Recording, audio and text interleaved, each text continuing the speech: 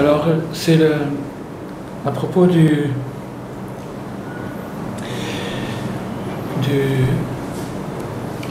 on dit la force de caractère, quelqu'un qui a une force de caractère, Ouais. qui est capable de dire non. C'est très très très dur, c'est une des choses les plus dures. De dire non. Ouais. Et donc on va essayer de discuter là-dessus, sur ce sujet, qui est intéressant parce que ça concerne tout le monde, plus ou moins. Donc, il y a une petite introduction de base. C'est que la raison, c'est-à-dire le don de la raison, quand quelqu'un est raisonnable, et c'est quelque chose que Hachem a donné à l'homme pour pouvoir lui permettre de vivre et de fonctionner. C'est-à-dire qu'avec la raison, elle se divise en deux catégories, deux aspects, d'attirer tout ce qui est valable et de repousser tout ce qui est négatif. C'est ça ce qu'on appelle la raison, du moins dans la sagesse hébraïque, dans la Torah, c'est de savoir qu'est-ce qui nous est bénéfique, et à partir du moment où on sait ce qui nous est bénéfique, on fait les efforts qu'il faut pour l'acquérir, et de savoir ce qui est maléfique, nuisible, et à ce moment-là, on fait les efforts qu'il faut pour le repousser. Si quelqu'un est équipé de ces deux systèmes, du système d'attirer le bien et de repousser le mal, le bien étant ce qui sera bénéfique à l'homme à long terme, et le mal étant ce qui finira tôt ou tard par lui causer un dégât. Donc ça s'appelle la raison. En hébreu on dit le da'at. Et donc ce da'at-là, Hachem il a créé l'homme. Par exemple, on voit chez les animaux, ils l'ont à la perfection. Ils ont ce don-là à la perfection. Pour ça on dit qu'ils n'ont pas de raison, mais ils ont à la perfection. Ils savent parfaitement ce qui est bon pour eux et ils l'attirent. Ils savent qu'est-ce qu'il faut faire pour ça et ils l'attirent. Et ils savent ce qui est mauvais pour eux, ils le retirent. Un petit exemple, les vaches. Quand une vache qui broute dans un pré, il lui arrive des fois de manger un champignon empoisonné, et à ce moment-là, elle devient malade. Et bien, la vache, quand elle devient malade à cause d'un empoisonnement, elle s'impose un jeûne d'un jour, 2 jours, 3 jours. C'est-à-dire que son instinct, son système instinctif lui dicte une discipline qui va la guérir, qui va la remettre en bon état. Donc nous, on est loin d'être équipés de ça. Pourquoi? Parce que dans tous les arbres du jardin que Hachem avait donné à Adam Arishon, il y avait l'arbre de la connaissance, le da'at, c'est-à-dire la raison, du bien et du mal. Et cet arbre-là, il ne fallait pas y toucher tant qu'on n'était pas mûr pour le faire. Donc Adam et Rava, ils ont fait la bêtise, ils ont mangé de l'arbre de la connaissance, et à partir de ce moment-là, ils ont troublé leur raison. C'est-à-dire qu'ils ont troublé leur raison, ça veut dire qu'ils vont se mettre à tirer ce qui est mauvais pour eux et à repousser ce qui est bien. C'est-à-dire juste le contraire. Pourquoi? Parce qu'il va y avoir une confusion de données. C'est-à-dire que quand on dit, par exemple en français, on dit c'est bon, c'est un mot qui englobe tout, le bien et le mal. Alors qu'en fait, une chose peut être agréable, mais foncièrement négative. Il y a des choses qui sont agréables, mais foncièrement négatives. Donc, quand c'est agréable, dans le langage courant, on dit c'est bon. C'est bon, c'est-à-dire je vais l'attirer vers moi, mais c'est quelque chose de négatif. J'attire quelque chose de négatif, donc je me cause du tort à moi-même. Dans la Kabbale, dans la Chassidoute, la définition d'un fou, c'est quelqu'un qui se fait du tort à soi-même. Qui se cause, même c'est un Rashi aussi, un Rashi Mefourash, le Rashi nous dit qu'un choté, un idiot, c'est quelqu'un qui se fait du tort à soi-même. Il se nuit à lui-même. Il se nuit à lui-même. Donc, à partir du moment où Adam et Chava ont consommé du fruit défendu, ils ont perdu la raison, la vraie raison, et ils sont tombés dans une espèce de, ce qu'on pourrait dire, une espèce de folie, c'est-à-dire une tendance à attirer des choses qui sont nuisibles, qui rendent malades, qui rendent malheureux, etc., etc. Et aussi conjointement de repousser les bonnes choses, les choses qui auraient pu te guérir, qui auraient pu te faire du bien. Par exemple, si on revient à la vache, à l'exemple de la vache tout à l'heure, la vache, de s'imposer un jeûne, c'est bien pour elle. Donc elle le fait parce que c'est bien. Donc, mais pour un homme, si on lui dit, tu sais, si tu mangeais un petit peu moins, tu te porterais mieux. Ah non, c'est pas possible. Pourquoi? Parce que la raison, elle est... Alors, à cause de ça, à cause de cette chose-là, qui est loin d'être réglée, on est encore en plein dedans. À cause de ça, on assiste à un phénomène, et c'est là, je crois que ça va être ça le centre de notre discussion, c'est que, étant donné que l'être humain ne sait plus distinguer entre le bien et le mal, d'accord? Donc qu'est-ce qu'il va faire? Il va attirer des mauvaises choses, des choses qui lui font du mal, et il va repousser les bonnes choses qui auraient pu lui faire du bien. Maintenant, de la même façon que notre corps a besoin, pour subsister, de se nourrir, parce que la nourriture va lui apporter des forces qu'il n'a pas, donc il a besoin de cette nourriture. De la même façon, notre âme a besoin, elle aussi, de nourriture. Et de la même façon aussi, notre mauvais instinct, le mal qui est en nous, lui aussi cherche à se nourrir. Il se nourrit de tout ce qui est mauvais. Tout ce qui est mauvais, c'est bon pour lui. Donc on a... Oui. Donc on a une gestion, on a un problème de gestion. C'est un problème d'économie, c'est-à-dire comment répartir les énergies, comment d'abord les trier, comment les retrouver. Et à ce moment-là, on pourrait arriver facilement à un bon fonctionnement, c'est-à-dire au même niveau qu'une vache. Ou que Après, on pourrait grimper, on pourrait s'élever spirituellement. Mais d'abord, il faut commencer déjà à être un animal en bonne santé. Après, etc., etc., il y a encore beaucoup de degrés. Mais le problème, maintenant, principal, c'est que quand l'homme a partiellement la raison, c'est-à-dire quand il sait cette chose-là, elle est mauvaise, elle va faire du mal, à long terme ou à court terme, je vais le regretter. Malgré ça, il lui manque la force de dire non. C'est la chose la plus dure, la force de s'imposer une limite, de dire non. C'est-à-dire comment de s'engager dans la raison. De s'engager dans la raison.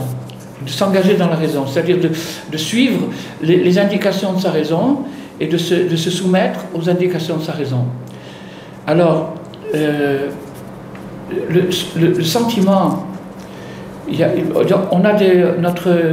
notre vie, elle est partagée entre les sentiments et le comportement. Les sentiments, pour ce qui est le domaine des sentiments, qui sont, disons, les émotions principales, qui sont l'émotion d'attirer vers soi et l'émotion de repousser. L'amour et la crainte, c'est les deux émotions principales. Donc, pour ça, on voit dans la Torah qu'on ne parle pas beaucoup de sentiments. La Torah ne parle pas beaucoup de sentiments. Dans la Gemara, dans les autres livres, s'est développé. Mais dans la Torah elle-même, la Torah écrite, on ne voit pas beaucoup de sentiments. On voit des indications de comportement, comment se comporter, les commandements, les mitzvot. Principalement, il y a aussi des mitzvot sentimentales, des mitzvot qui s'appliquent, tu aimeras ton prochain comme toi-même, tu aimeras l'Éternel, etc. Tu craindras l'Éternel, etc. Mais, principalement, la Torah nous donne le comportement. Pourquoi? Parce que le comportement, c'est quelque chose qu'on ne peut pas deviner. C'est-à-dire le comportement idéal à long terme. On peut inventer des comportements à court terme, mais alors de nouveau on va tomber dans la confusion. entre le bien et le mal. Mais le vrai comportement idéal qui permet à l'homme de se développer, d'atteindre son maximum, ça, on a besoin de la révélation.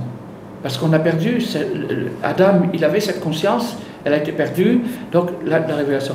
Par contre, les sentiments, on devrait pouvoir les gérer. Normalement, on devrait pouvoir les gérer. Parce c'est quelque chose qui est en nous et qu'on devrait pouvoir comprendre et qu'on comprend théoriquement. Maintenant, ce qu'on ne sait pas, c'est comment le faire. Mais théoriquement, on comprend qu'est-ce qui est bon, on le sent théoriquement, avec un peu de raison, voilà, tout simplement. L'âge de raison à 7 ans, on commence à comprendre qu'est-ce qui est bon et qu'est-ce qui ne va pas. La prudence, qui est le pas avant dire non. C'est-à-dire, même pas de rentrer dans une situation où je vais avoir besoin de dire non, parce que je sais que c'est déjà non. Je sens d'avance que c'est déjà non. Ça, c'est la prudence. Et cette prudence, c'est elle qui protège l'homme et qui lui permet d'avoir une structure d'accueil, quelque chose, un récipient, une structure d'accueil pour recevoir des sentiments positifs. Alors, encore une fois, la même chose qu'on a dit que le bien et le mal ont été mélangés, si bien qu'on est attiré par des choses nuisibles et on est repoussé par des choses valables, ben, de la même façon, pardon, excuse-moi, j'ai un petit...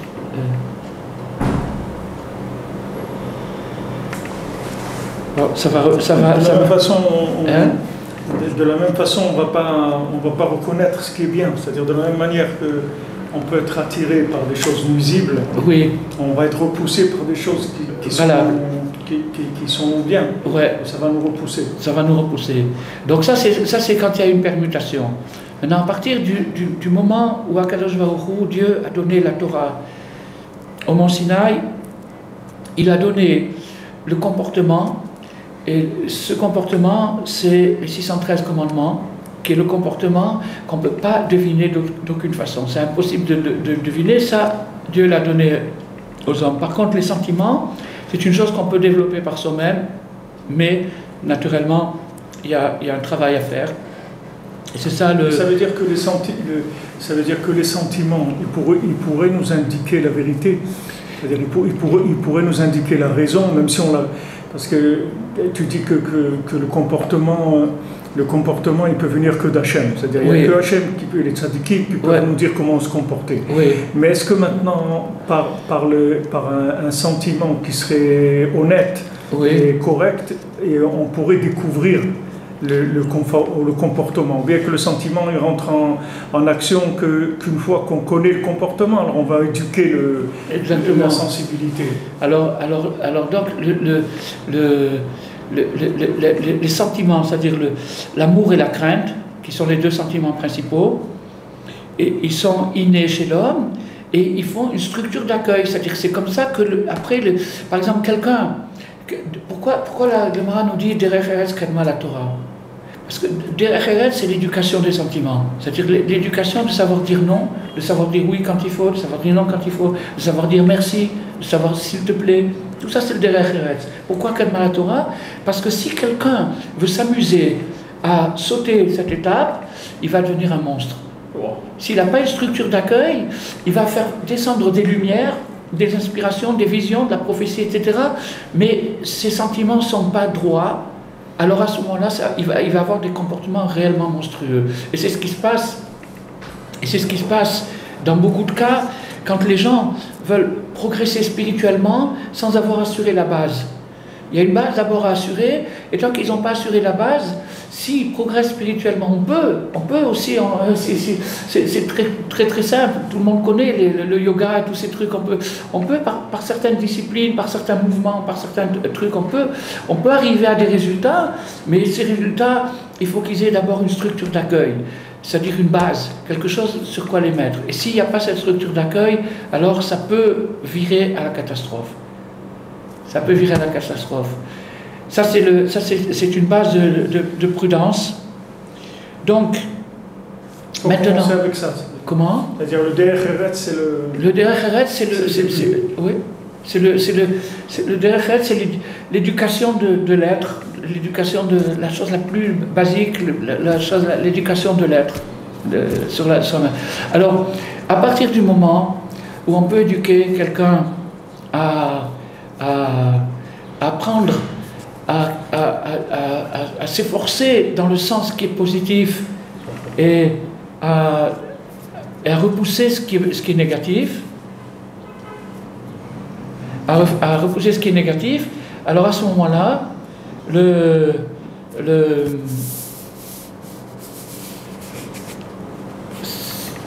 y a un problème. J'ai l'impression qu'il y a une petite coupure.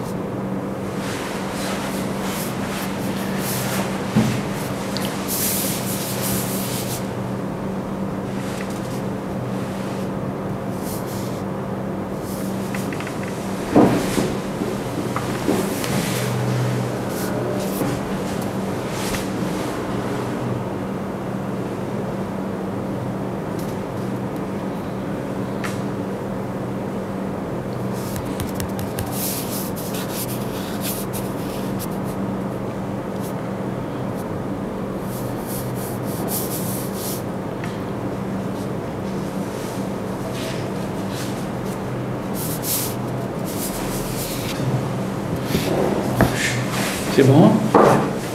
Hein? Ouais, ça va? Bon, alors, donc ce problème-là des sentiments et du comportement, donc le comportement, c'est quelque chose qui est réglé dans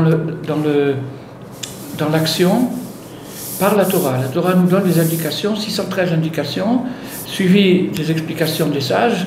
Donc ça, c'est la Torah. Maintenant, les sentiments, c'est un travail à faire sur soi-même, mais bien sûr, la Torah nous indique aussi comment le faire. Mais pas directement, c'est pas là-dessus qu'elle parle, parce que c'est quelque chose qui est en nous, et c'est un travail qu'on doit faire sur soi-même. C'est le derech eretz, l'art de vivre. L'art de vivre, tout simplement. C'est-à-dire que ce que dit le Rambam dans le Talmud Torah, c'est que tu n'as pas le droit d'enseigner la Torah à quelqu'un qui a pas ça. C'est-à-dire qui n'a pas un comportement déjà correct. Parce que, comme tu dis, c'est-à-dire, qu'est-ce que tu vas faire? Le bonhomme, il ça va être un monstre. C'est-à-dire que tout, c'est comme si tu cuis dans un keli qui n'est pas cachère. C'est-à-dire oui, exactement. Le manger il est cachère, mais le keli, il n'est pas cachère. Exactement. On voit des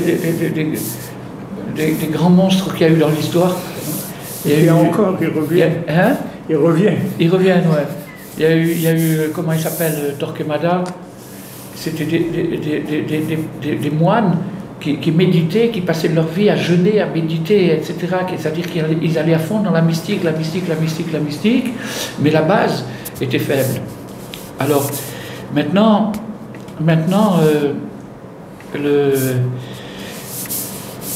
la personne qui a perdu la raison, c'est-à-dire qu'il ne sait plus qu'est-ce qui est bon et qu'est-ce qui est pas bon pour lui, automatiquement, il va cesser de se nourrir. Il ne va pas faire des actions qui lui apportent un enrichissement et une force, une énergie dont il a besoin. Il va cesser de se nourrir et donc son âme sera sous-alimentée. Et donc, son âme sera sous-alimentée, donc il n'aura pas la force de caractère. C'est-à-dire quand quelqu'un voit des gens extrêmement développés mentalement, intellectuellement et même spirituellement, qui sont capables de faire des dissertations des heures sur un sujet, et après, quand il y a une épreuve, ils craquent rapidement. Ils n'ont pas de force. Ils n'ont pas de force. Ils ne peuvent pas dire non. Non. Ils n'ont pas le... Non. Ils n'ont pas cette force de dire non. C'est dur de dire non quand il le faut. Alors, pour ça...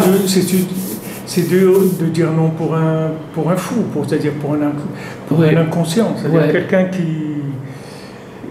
C'est-à-dire Rabbeinu dit que celui qui écoute un chacham, alors il est plus fou. Un fou, s'il écoute un chacham. Il est plus fou. Alors il est plus fou. Parce que le chacham, il dit, voilà, les chaussettes, ça ne se met pas dans les mains, ça se met dans les pieds. Bon, d'accord, moi, d'après moi, c'est dans les mains. Mais si moi, je te fais confiance. Je vais le mettre dans les pieds. Voilà. C'est-à-dire que... Mais ça, c'est-à-dire que lui, il n'est pas conscient, lui, il ne s'est pas distingué du tout. Mais le fait que maintenant, il va se comporter d'après les normes qu'on lui dit, alors petit à petit, il va devenir normal. Il va commencer à devenir normal. Il va se comporter comportement.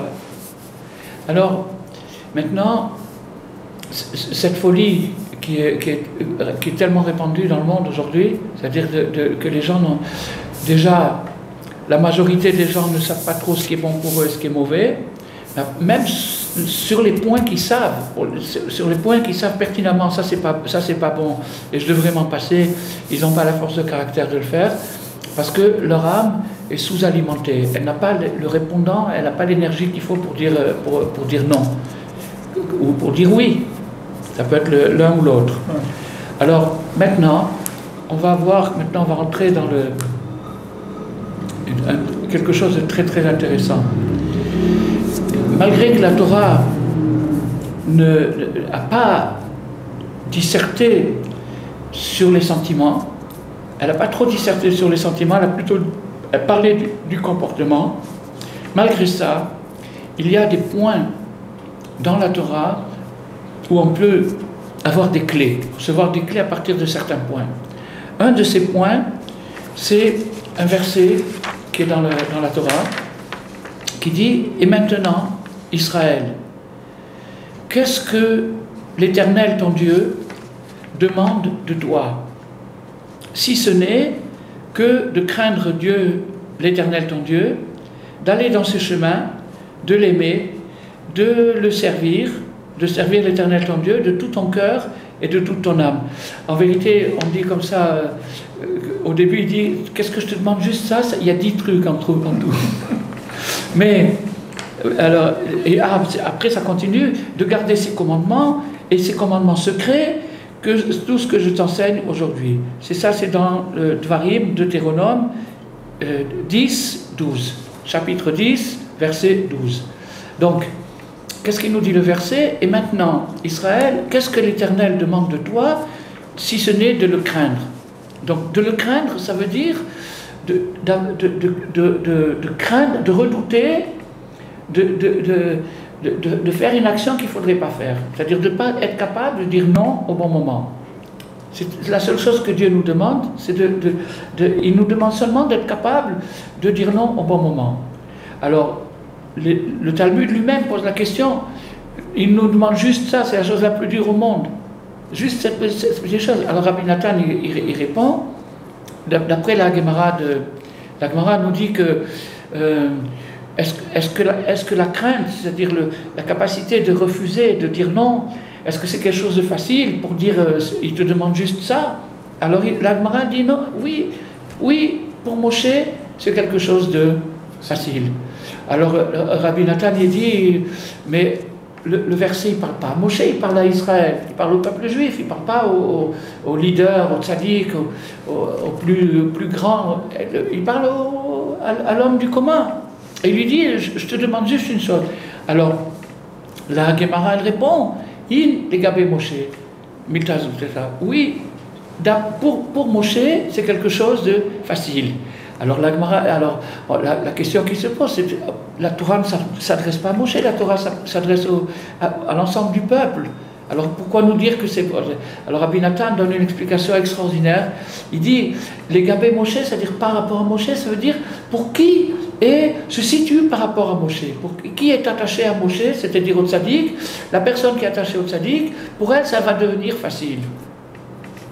Facile, disons faisable. Voilà. Donc ça va devenir quelque chose de faisable, d'envisageable. Alors que, en dehors de ça, la tâche est énorme d'arriver à renoncer aux choses qui nous attirent. Pourquoi? Parce que dans notre tête, on a interverti les notions, le bien, l'agréable, le mal, le désagréable.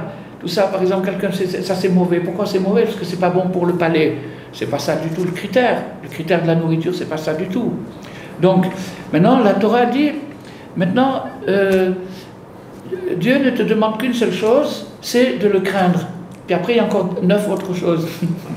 Mais cette chose-là, alors la réponse pour cette question-là, elle est très jolie. La réponse, c'est que toutes les autres choses sont incluses dans la première. Si tu arrives à avoir la prudence, c'est-à-dire de savoir garder une distance par rapport à un acte tant que c'est pas clair que c'est valable, alors automatiquement tu auras tout le reste. Tout le reste, il s'en suivra. C'est le début de la sagesse, ça contient toute la sagesse. Alors, donc c'est un verset. Et dans ce verset, il y a, comme pour ainsi dire, une espèce de brèche, c'est-à-dire qu'il y a un point dans lequel on peut rentrer à l'intérieur, c'est-à-dire trouver un comportement, c'est-à-dire un truc, quelque chose qui dépend des sentiments, qui dépend des sentiments, eh bien, on va arriver à le contrôler. On va arriver à le contrôler, c'est-à-dire à se contrôler soi-même. Alors maintenant, on va voir quelque chose. J'espère que j'oriente bien pour les caméras. Voilà. On voit ici maintenant, on a le mot ma. Ce mot signifie quoi? Ça veut dire qu'est-ce que l'Éternel attend de toi? Quoi? Point d'interrogation. Qu'est-ce que l'Éternel attend de toi? Alors, après, il dit seulement de le craindre. Mais ça, on sait que c'est difficile. Donc, ce mot-là, qu'est-ce qu'il vient nous apprendre? Alors, la Gemara, elle nous dit Al tikre ma et la mea. C'est-à-dire, tu ne pourras jamais savoir quoi tant que tu n'as pas rajouté un aleph au milieu. Tu ne pourras pas savoir quoi. Ma, quoi? Tu vas poser une question, tu n'auras jamais la réponse. Par contre, c'est le roi David. C'est David qui a innové cette chose-là.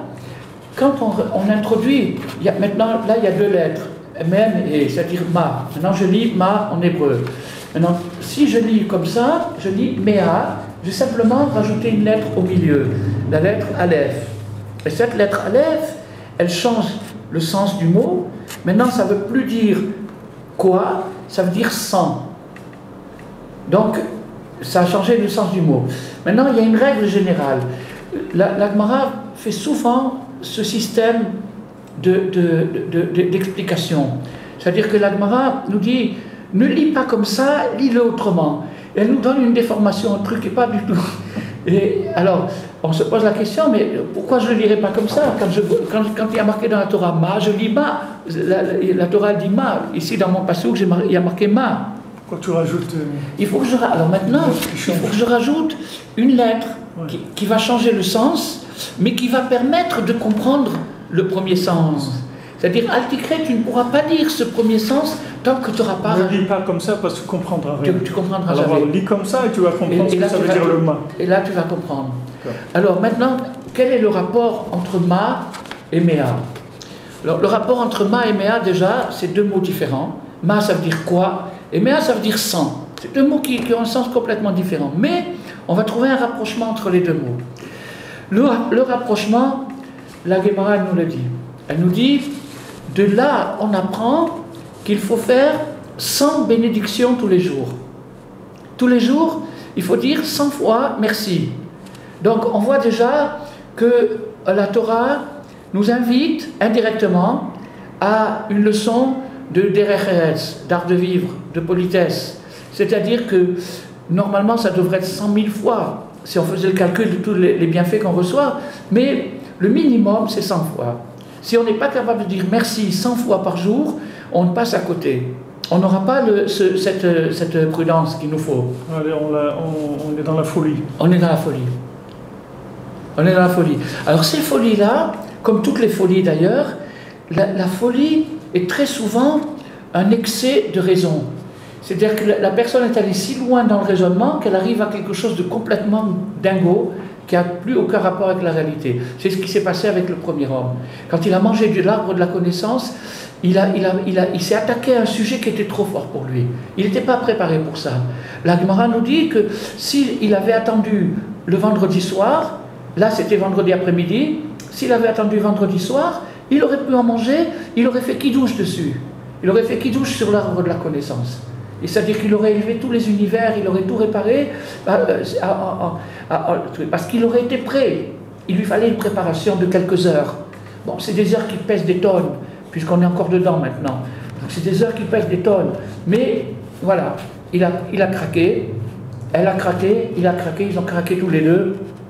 Et donc, alors qu'est-ce qui s'est passé? C'était une overdose. C'est-à-dire qu'ils ont pris trop. C'est pas qu'ils ont pris, ils ont pris trop, ils ont pris quelque chose qui était bon, mais pas encore maintenant. C'était pas dans son temps. Donc, du moment que c'était pas dans son temps, c'était négatif. Et donc, en mangeant de cette truc, ils ont complètement perdu la conscience, ils sont devenus complètement fous jusqu'aujourd'hui. Alors, maintenant, cette explication de Adam Arishon, du premier homme, qui a mangé de l'arbre de la connaissance avant l'heure. Donc, en fait, c'est une erreur d'aiguillage. Et la Torah, dans ce verset qu'on vient de lire ici, vient réparer cette erreur, parce que c'est une erreur qui se retrouve avant chaque action qu'on se produit. C'est-à-dire, est-ce que je dois le faire, est-ce que je ne dois pas le faire, est-ce que c'est le moment, est-ce que ce n'est pas le moment, ou finalement la question ma et la question quoi est une question très très très élevée. C'est la sagesse. Mi, c'est déjà plus bas, mais ma, c'est très très très élevé. La question quoi? Donc, maintenant, pour atténuer la chose, il faut la transformer en méa. C'est-à-dire morceler. Rabbi Nathan explique qu'il faut morceler de façon à pouvoir prendre à petite dose tout ce qu'il faut. Alors, cette petite dose, c'est quoi? C'est les 100 bénédictions qu'on fait chaque jour. C'est-à-dire que c'est elles qui permettent à la personne qui va les faire de gérer l'énergie. Tout ce qu'on rencontre dans notre vie est une gestion d'énergie. Donc automatiquement, quand on va manger, quand on va boire, quand on va parler, quand on va marcher, quand on va travailler, quand on va se reposer, ça sera toujours des questions d'énergie.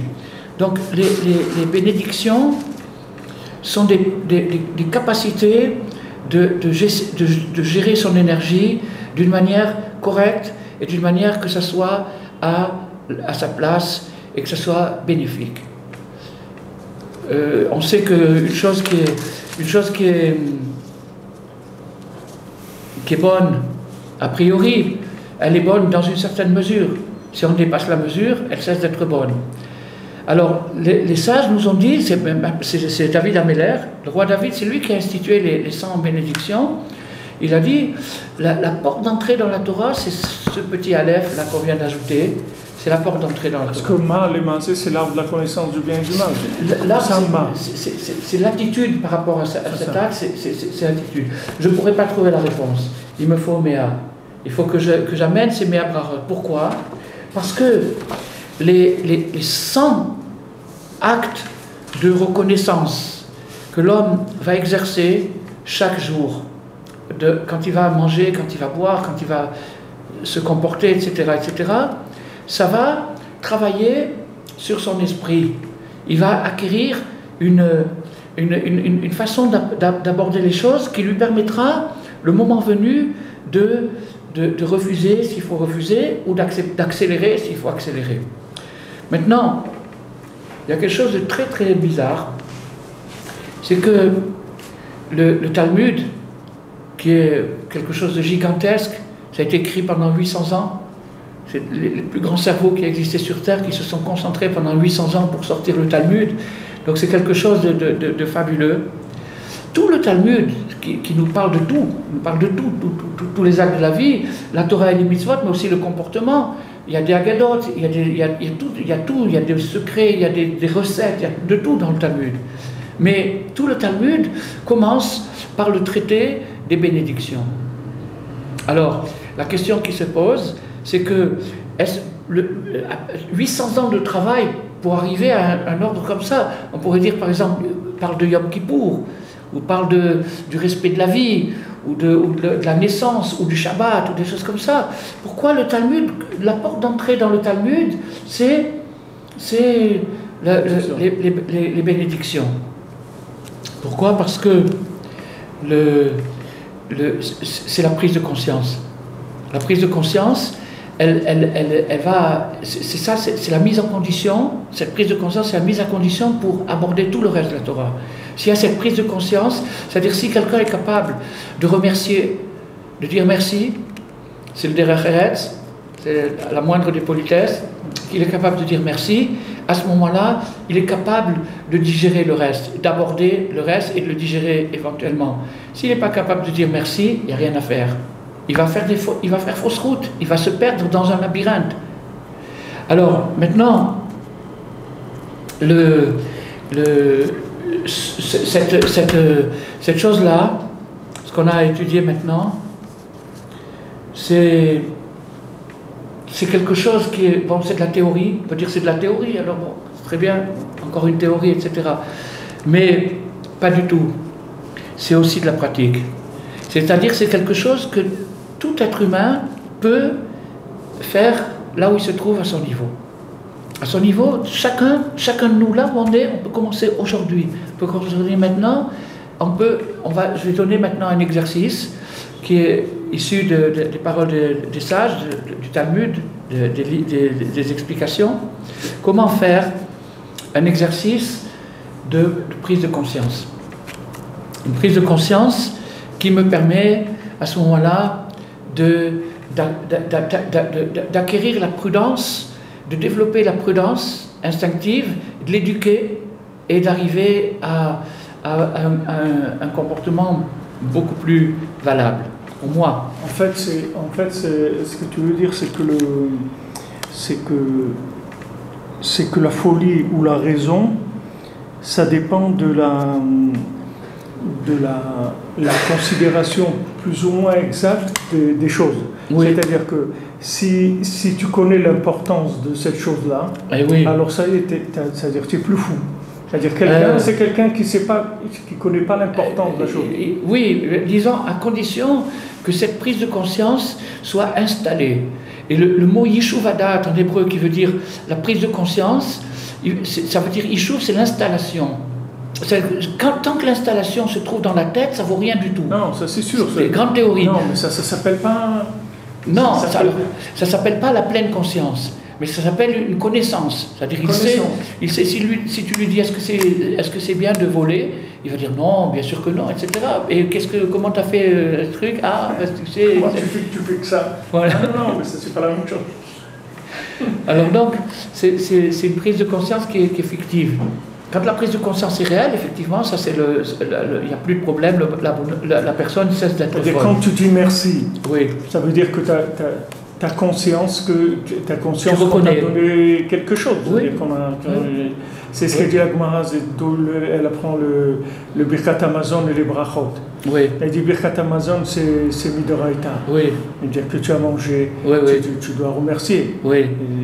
Et d'accord, tu as mangé, oui. Alors dis merci. Oui. Elle dit si maintenant tu dis merci quand tu as mangé, encore plus tu dois dire merci avant que le manger vienne. Ah, ouais. Tu te comprends tout seul. Oui. Tu vois, ça, elle ne te le dit pas, la Torah. Non. Elle te dit Achalta vesavata ou brachta. Mais elle ne te dit pas de bénir avant. Avant. La Gemara te dit mais c'est pas shoot.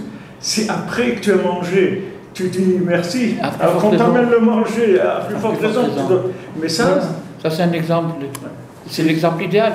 Et c'est pour ça que la Gemara, le Talmud Bavli, et Yerushalmi aussi, il commence par ça, par traiter ce problème de la reconnaissance.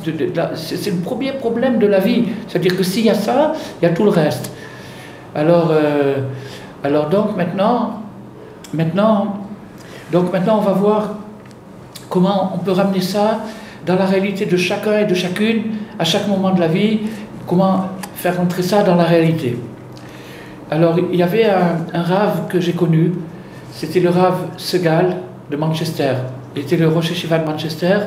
C'était un homme qui était considéré comme être un des 36 tzadikim de la génération. J'ai eu le mérite de le connaître, de parler avec lui. C'était un homme extraordinaire. Et il n'y a pas longtemps, je feuilletais un livre en anglais et j'ai vu que c'est lui qui avait écrit la préface de ce livre. C'était un livre sur les bénédictions. Alors j'ai lu cette préface et ça m'a émerveillé, c'est pour ça que je voudrais le partager avec tous nos amis et partager cette chose-là. Il a dit maintenant, la qualité de prudence, c'est-à-dire la qualité de prudence qui est le début de la sagesse, c'est-à-dire c'est le début de la conscience, c'est-à-dire que s'il n'y a pas de prudence, il n'y a pas de conscience. Un inconscient, il perd ce qu'on lui donne. Et Zéou Choté, Améabed Machenot Nidno, quel est l'idiot? Celui qui perd ce qu'on lui a donné. Donc cette prise de conscience, c'est ça qui, c'est la prudence, la crainte. La peur de faire un faux pas, de faire une erreur, la peur de commettre une erreur. Mais naturellement, une peur saine et non pas maladive, une peur saine.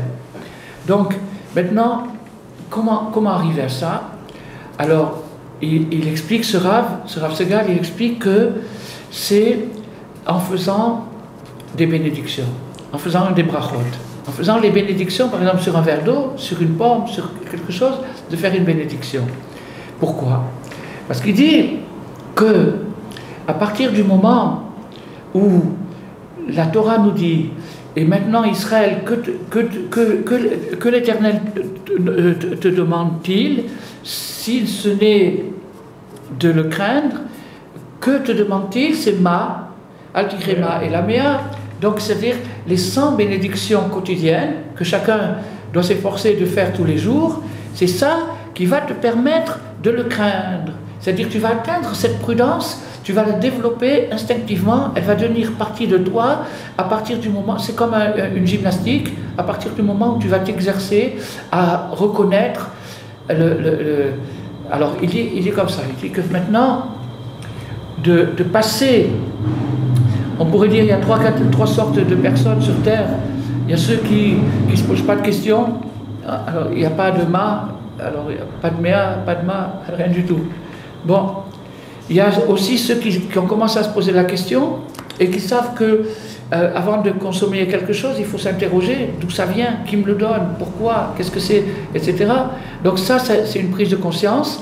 Alors, mais elle est faite machinalement, d'une manière routinière, et d'une manière qui n'est pas consciente finalement. C'est juste un automatisme.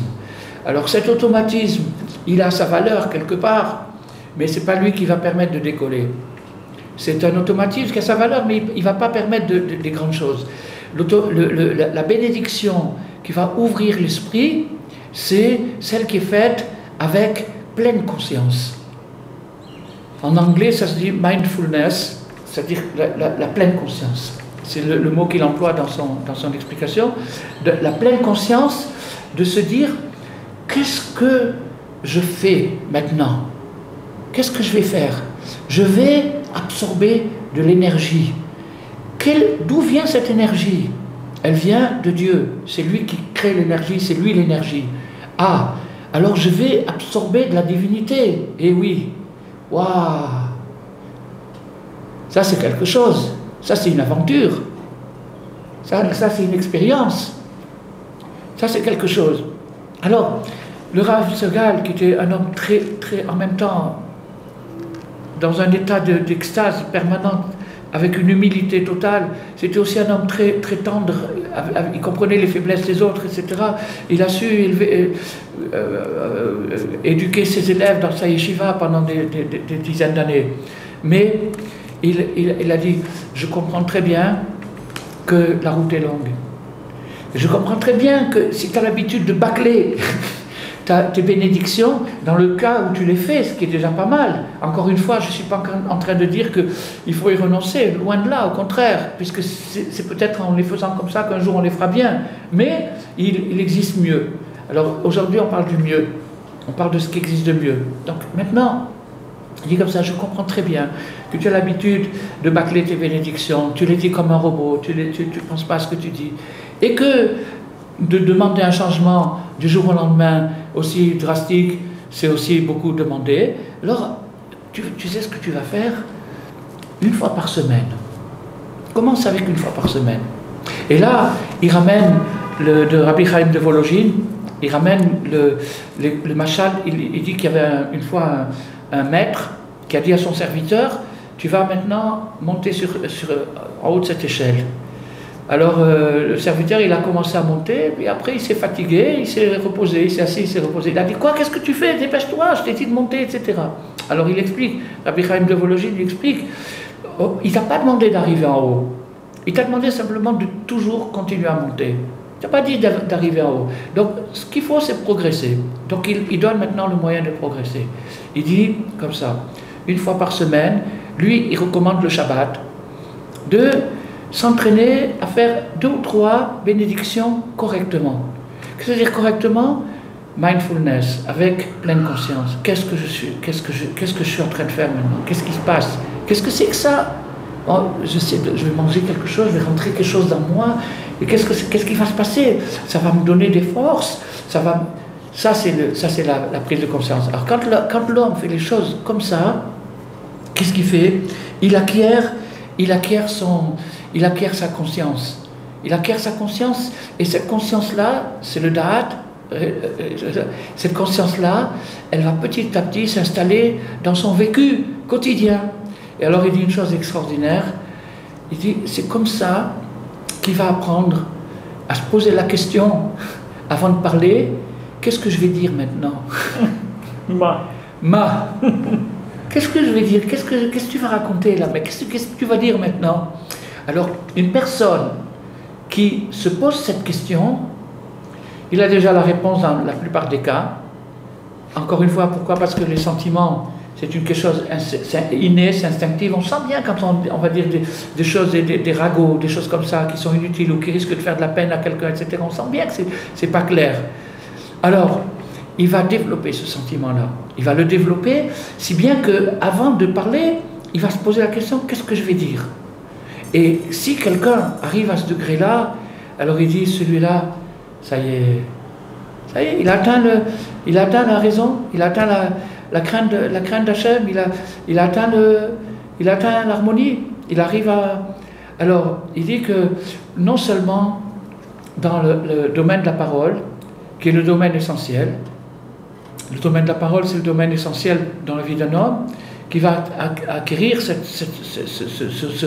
réflexe de réfléchir avant de parler. Il y a si peu de gens qui le font, pourtant c'est tellement simple. On a dit de Eretz Kalma Torah, c'est tellement simple, c'est un truc tellement simple de réfléchir à qu'est-ce que je vais dire maintenant, est-ce que c'est valable ou pas? On va pas dire est-ce que c'est valable dans l'absolu, est-ce que c'est valable d'après mes critères pour l'instant, pour ce que je comprends pour l'instant. Alors ça déjà, on peut faire beaucoup d'élimination et beaucoup d'inclusion suivant le cas. Donc, la bracha, alors ça c'est, là j'ai parlé simplement sur le plan humain, le plan émotionnel, le plan psychologique, comment un homme peut arriver à développer une force de caractère jusqu'à pouvoir dire non à quelque chose qui est négatif parce qu'il s'est entraîné à prendre conscience. À prendre conscience avant de faire, à être présent à ce qu'il fait maintenant, de savoir tout simplement avec la plus grande simplicité, je suis là devant une table, il y a une pomme devant moi, ma main prend la pomme et je vais la manger. C'est vraiment pas du chinois, c'est quelque chose que tout le monde peut comprendre. Alors là, on arrive à un degré où la personne peut arriver petit à petit au Mea Brachot, c'est-à-dire si quelqu'un arrive il dit, mais c'est des échelons, il y a toute la vie pour y arriver, mais si quelqu'un arrive à 10 brachot par jour, 15 brachot par jour, ou 20, mais c'est complètement un autre, c'est un extraterrestre, c'est plus un être, et pourtant c'est tellement simple. C'est comme ça que le Talmud Babli nous introduit à la vie. Il nous amène à la vie par le chemin le plus simple, le plus court. Alors maintenant, ça c'est sur le plan psychologique, sur le plan humain. Sur le plan mystique, on a, dans le Aleph qu'on a introduit dans le Ma, on a un point supérieur et un point inférieur. Alors ça s'appelle Brecha Eliona, et ça c'est Brecha Tartona, et ça c'est le canal qui conduit de la Brecha Eliona jusqu'à la Brecha Tartona. Qu'est-ce que ça veut dire tout ça? Bon, je vais le traduire en français. C'est-à-dire que maintenant il y a un réservoir supérieur et un réservoir inférieur. Le réservoir supérieur, c'est l'énergie virtuelle, et le réservoir inférieur, c'est l'énergie active dans la réalité. Et ça, c'est le passage. Donc, par la bénédiction, on fait un transfert d'énergie virtuelle dans l'énergie actuelle, c'est-à-dire qu'on se recharge. On se recharge. On se recharge, on devient fort. On arrive à trouver les forces là où beaucoup de gens ne les trouvent pas. On voit que, en fait, Rabbi Chaim Vital, qui était le principal disciple du Harizal, Rabbi Chaim Vital, un jour il lui a demandé son secret. Comment t'es arrivé à tout ça? Il a écrit les huit portiques de la Kabbalah, quelque chose de...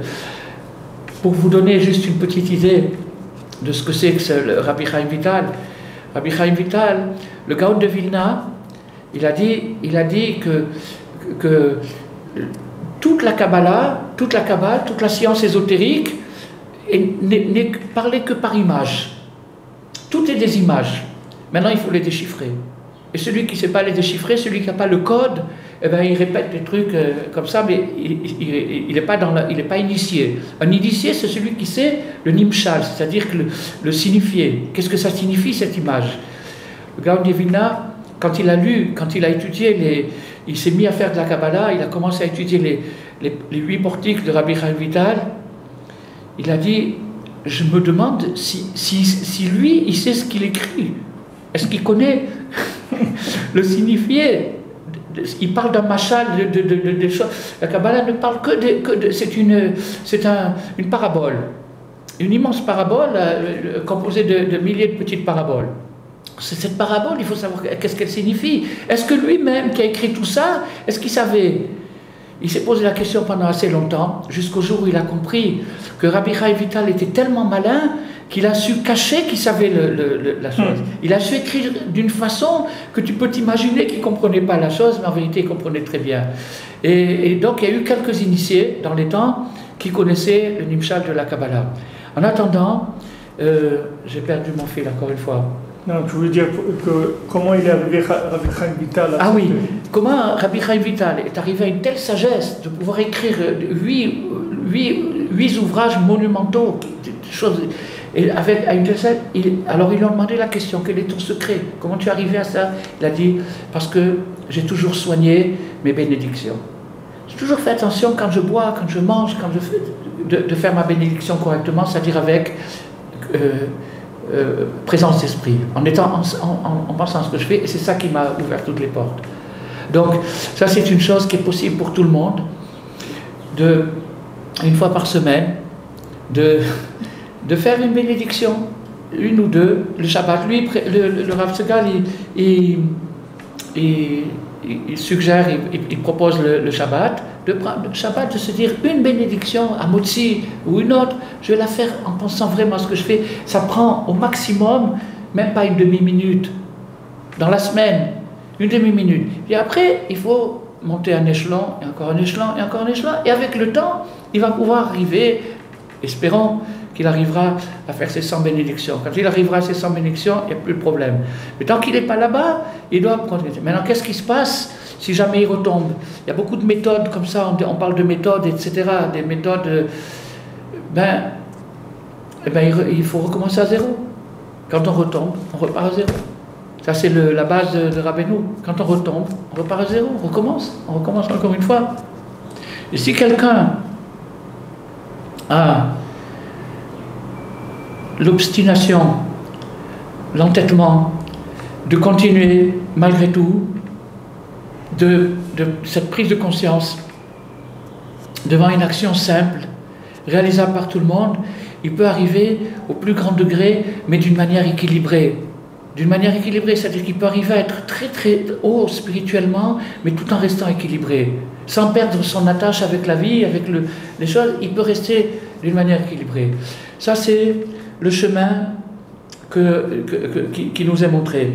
Alors maintenant, cet acte-là de bénir la bracha, sur le plan, on l'a vu maintenant sur le plan spirituel, en approfondissant encore un petit peu plus, le Baal Shem Tov nous dit que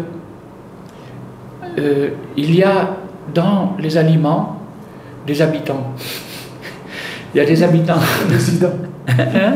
Des résidents. Des résidents dans les aliments. Et ces habitants sont des particules spirituelles d'âmes qui peuvent être des âmes humaines qui viennent migrer dans cet aliment. Et quand on fait, donc cette âme qui se trouve dans la matière est prisonnière de la matière. Elle souffre énormément, c'est quelque chose de très dur. Jusqu'à ce que quelqu'un vienne et la libère. Quand quelqu'un va faire la bracha, quand il va faire la bénédiction, il va libérer cette énergie qui se trouvait prisonnière, et le Baal Shem Tov va plus loin que ça. Il donne une image, il dit qu'elle est recroquevillée comme un prisonnier dans un cachot, exactement. Un prisonnier dans un cachot, elle est recroquevillée, et à partir du moment où quelqu'un vient et fait une bénédiction consciente sur cet objet, sur cet aliment, alors à ce moment-là, cette âme-là sort, et le premier bénéficiaire, c'est la personne qui a fait la bénédiction. Et c'est pour ça que ça s'appelle une bénédiction.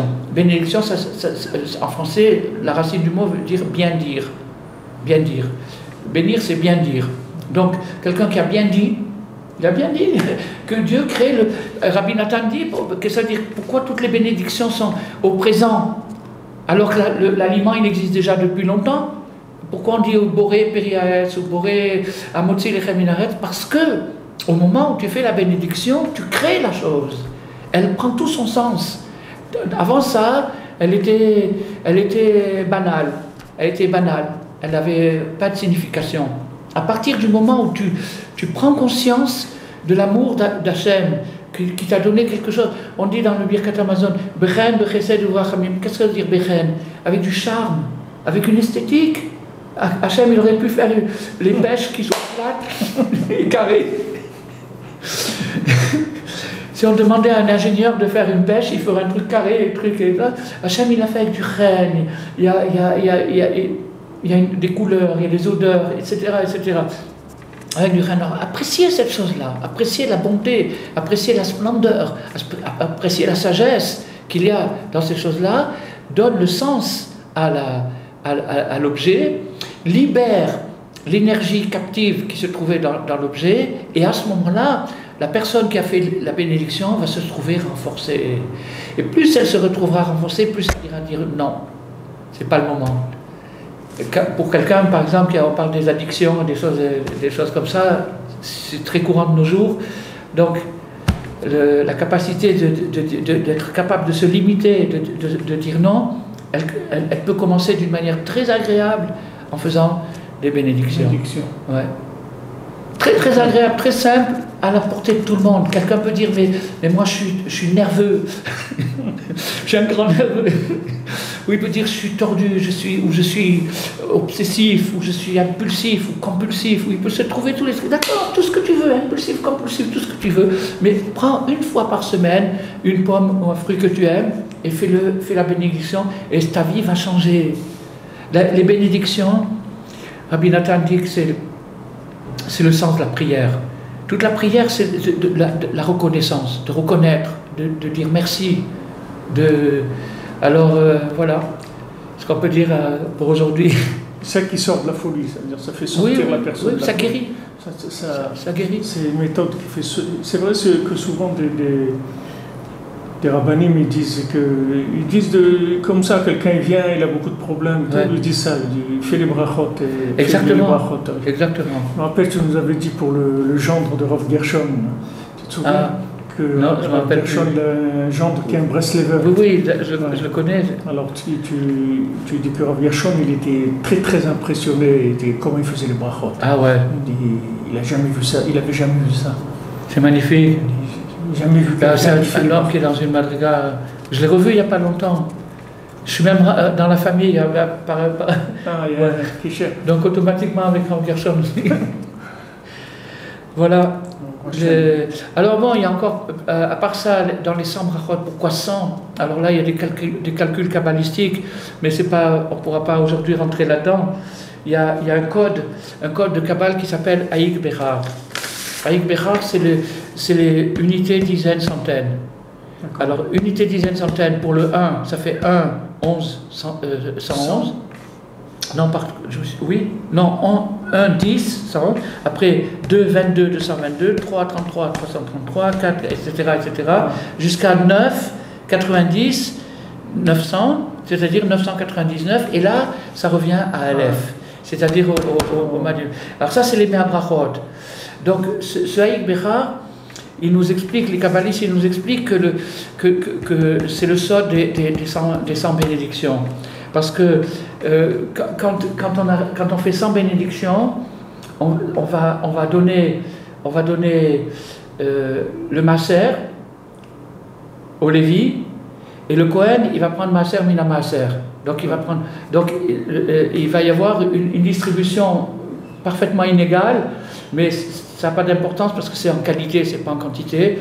Donc la personne qui a fait la bénédiction, elle va recevoir, c'est-à-dire le nefesh va prendre 90, la partie instinctive de l'homme va prendre 90 énergie, la partie émotive 9 et la partie spirituelle 1. Alors ce qu'il explique, c'est que s'il n'y a pas les 90, il n'y a pas la 1.